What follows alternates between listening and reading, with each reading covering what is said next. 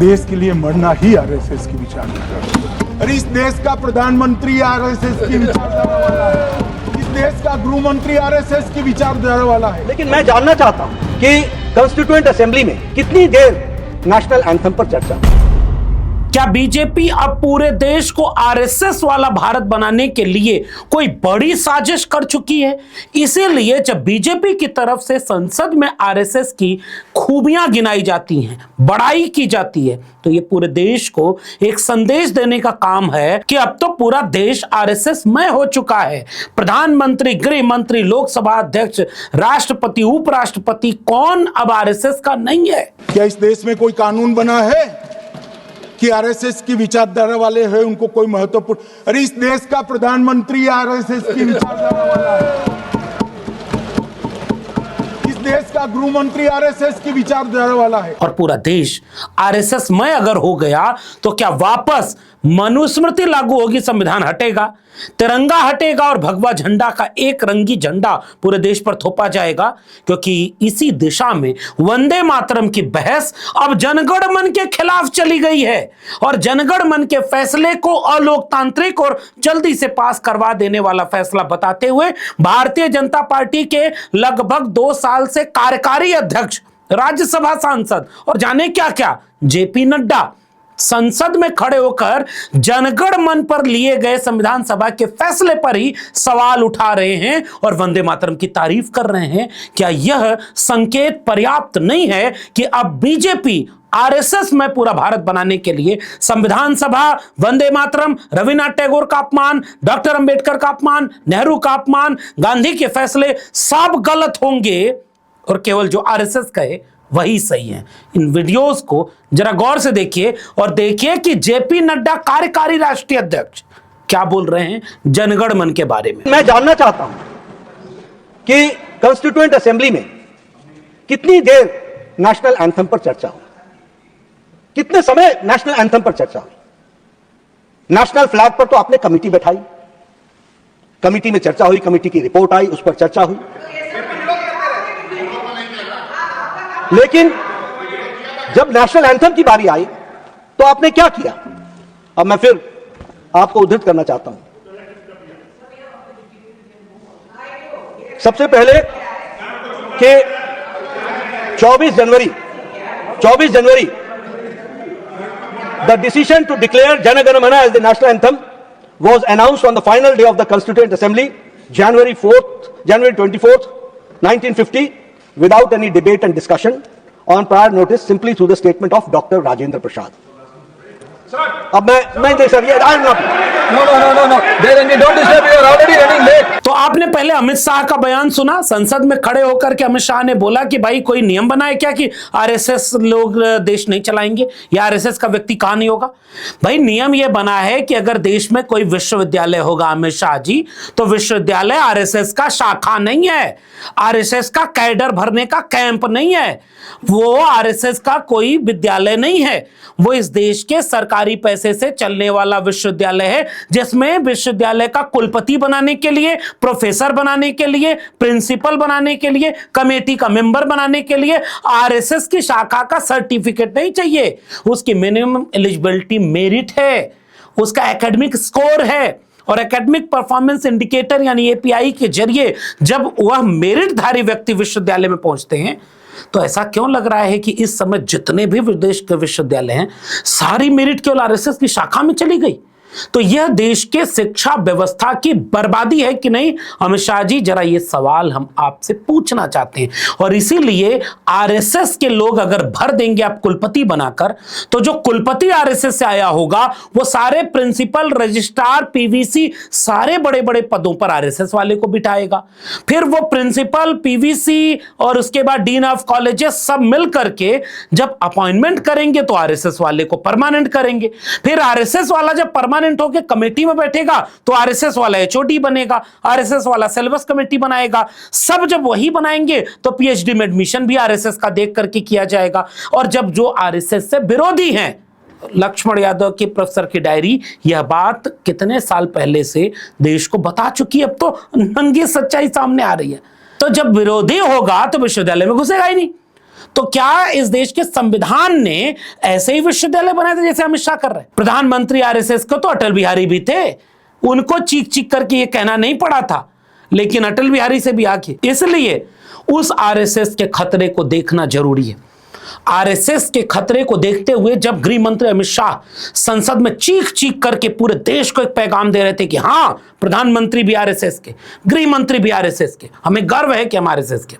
उसके बाद दूसरी वीडियो देखिए जिसमें निशिकांत दुबे भी गर्व गिना रहे हैं। हम आरएसएस के हैं, मुझे गर्व है कि हम आरएसएस के हैं।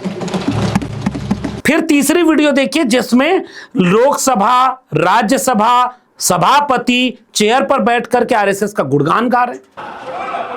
माननीय नड्डा जी, मैं बताना चाहता हूं कि आज से करीब 25 साल पहले सदस्य न होने के बाद मैं आरएसएस का एकलव्य बन गया। और क्यों बना? तपस्वी लोग हैं, राष्ट्रभक्त हैं, समर्पण की भावना उत्कृष्ट है, दूसरे विचार को ग्रहण करते हैं। और मैं तो आश्चर्यचकित हूं कि खुद के अलावा देश की सोचते हैं, समाज की सोचते हैं। तो आप वो एक्सरसाइज बंद कर दो, मैंने कह दिया है। और इसके बाद अब एक वीडियो देखिए जिसमें राहुल गांधी या इनडायरेक्टली अखिलेश यादव अगर आरएसएस के ऊपर कोई सवाल कर दें तो यही लोकसभा अध्यक्ष चीखने लगते थे कि जो संस्था यहां जिससे ताल्लुक नहीं है, गैर राजनीतिक संस्था है, उसका जिक्र कैसे कर सकते हैं? And the RSS attempted to capture one institution after the other. And I will give some examples so that it is crystal clear that this is the case. Everybody knows how vice chancellors are placed on top of Indian universities today. Every single person knows this. You go to any university, you speak to any youngster in India, he will tell you that it does not matter whether the professor has qualifications. It does not matter whether the professor has a scientific temperament. The only thing that matters is the professor belongs. माननीय सदस्य, एक minute. माननीय सदस्य, चुनाव सुधारों पर चर्चा हो रही है। सर, ये मैं उसी पे कर रहा हूँ सर। आप किसी भी संगठन का नाम जो इस हाउस में उसका नाम ले। एलओपी है तो इसका मतलब ये नहीं है। एलओपी का मतलब नहीं, आप जनरल बात बोलो। आप राष्ट्रपति भाषण में बोलिए जनरल बात। सर, हम लोग सुनना चाहते हैं।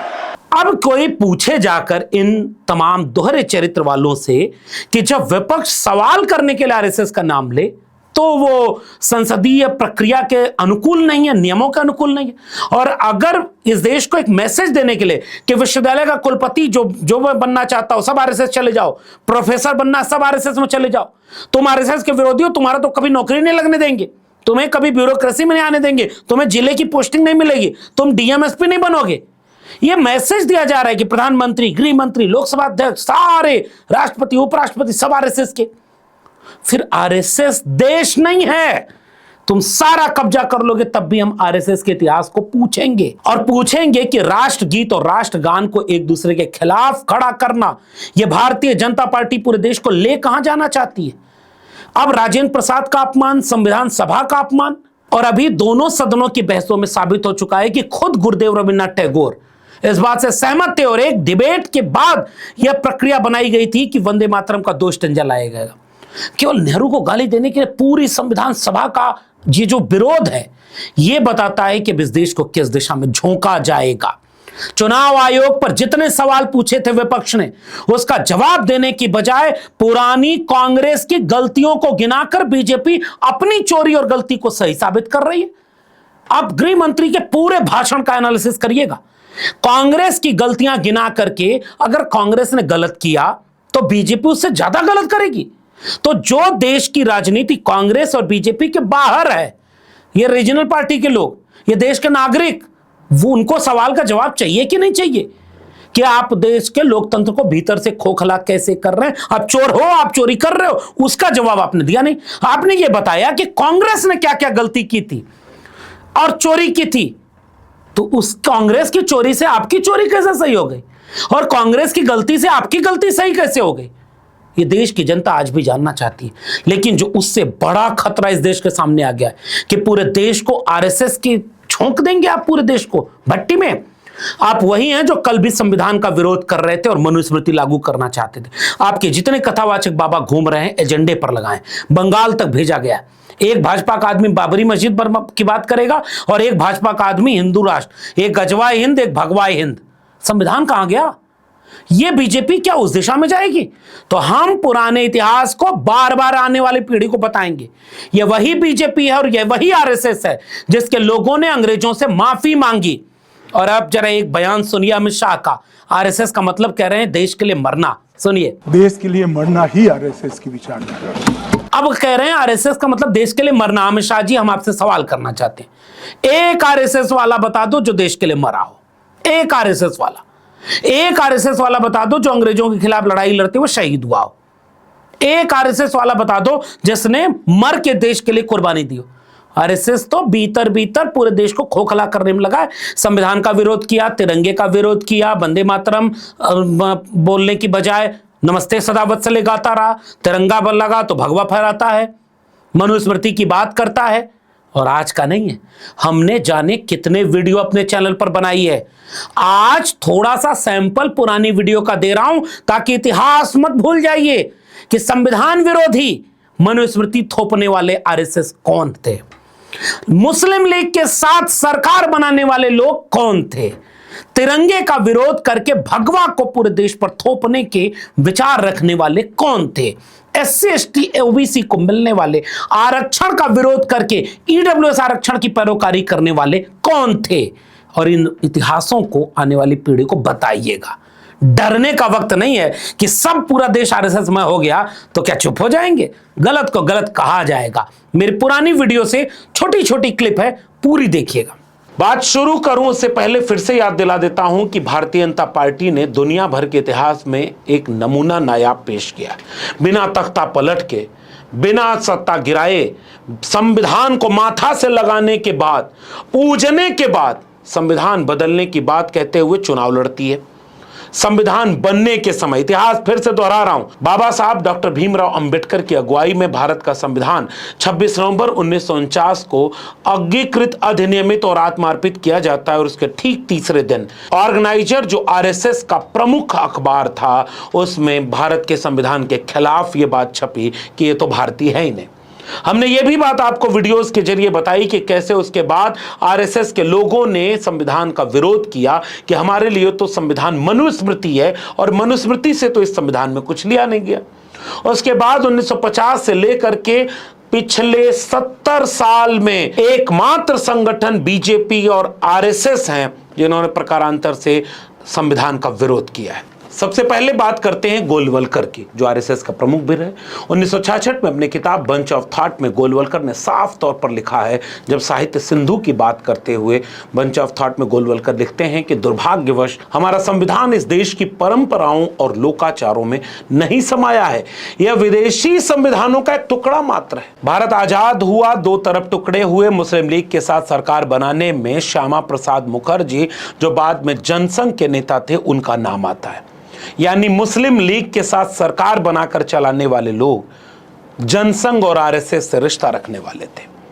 वो आरएसएस 100 साल बाद देश का सबसे अच्छा संगठन बनेगा।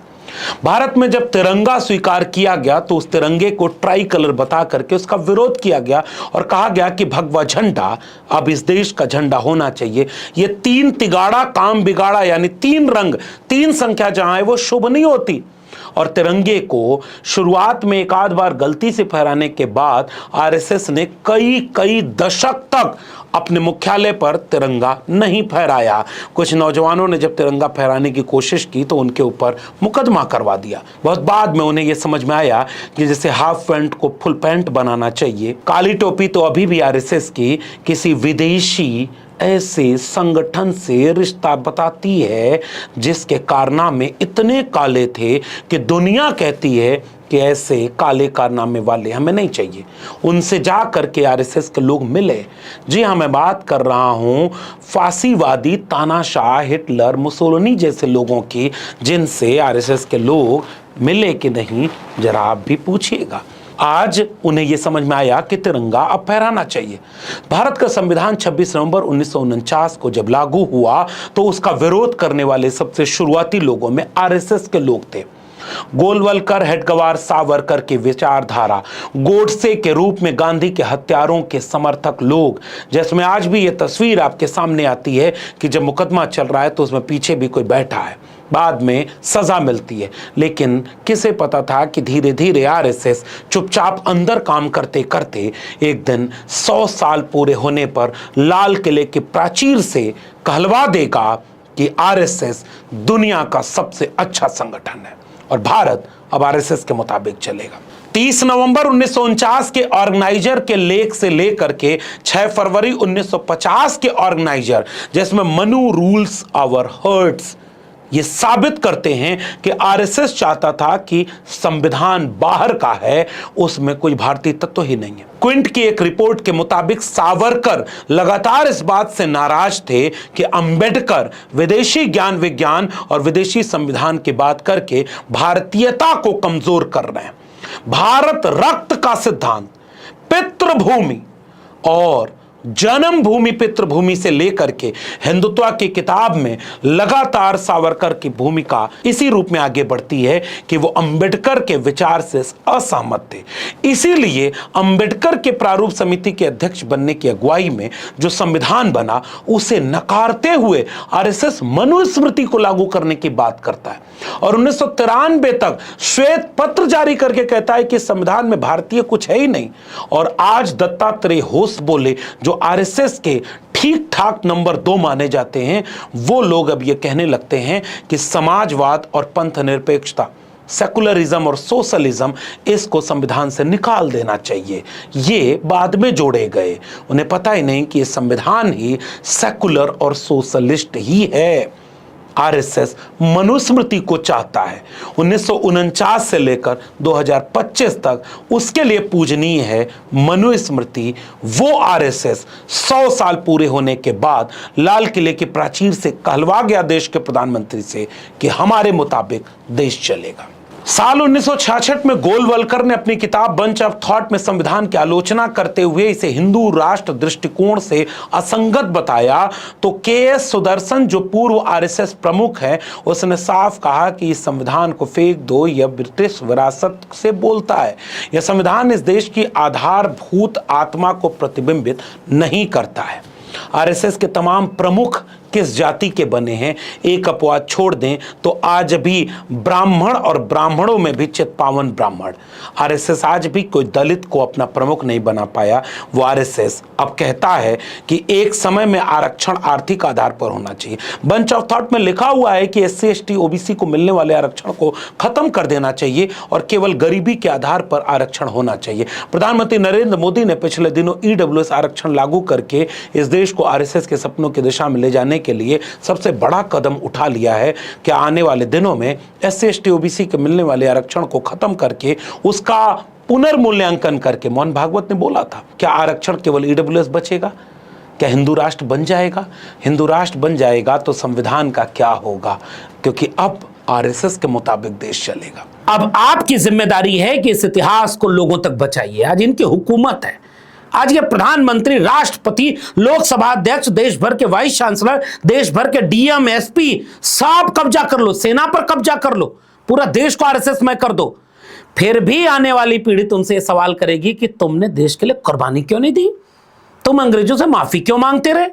तुम इतना अच्छा संविधान बना था, तुम मनुस्मृति के नाम पर इस संविधान का विरोध क्यों करते रहे? तुमने तिरंगा क्यों नहीं फहराया 52 साल तक? और तुम मुस्लिम लीग के साथ सरकार बना रहे थे और मंडल आंदोलन आया तो तुम कमंडल लेकर निकल गए। तुम इस देश के दलितों, पिछड़ों, आदिवासियों को गुलामी बनाए रखना चाहते हो। तुम देश को कारपोरेट पूंजीपतियों के हाथों बेचने पर चुप रहते हो। तुम्हें केवल हिंदुओं से मतलब है। ये सवाल आने वाली पीढ़ियां पूछेंगी और जब पूछेंगी तो नरेंद्र मोदी हो, अमित शाह हो, जेपी नड्डा हो, मोहन भागवत हो, आप बहुमत में हो सकते हो, पूरे देश पर आपका कब्जा हो सकता है, आप सरकार बना सकते हो किसी भी तरह से, आप अरबों रुपए कमा सकते हो, फिर भी आप देश नहीं हो सकते।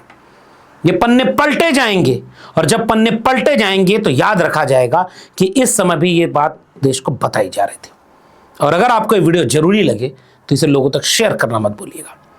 फिलहाल इस वीडियो में इतना ही। मेरे चैनल को सब्सक्राइब नहीं किया तो जाते थे चैनल को सब्सक्राइब करना मत भूलिएगा। बेल आइकॉन यानी घंटी जैसी आकृति है उसे लाइक करेंगे तो अगली वीडियो की सूचना मिलेगी। ज्वाइन करेंगे तो हमें ताकत और हिम्मत मिलेगी। अगर आप इस वीडियो को ट्विटर यानी एक्स या फेसबुक पर देख रहे हैं तो हमें फॉलो करना मत भूलिएगा। फिर मिलेंगे, तब तक के लिए बहुत बहुत धन्यवाद।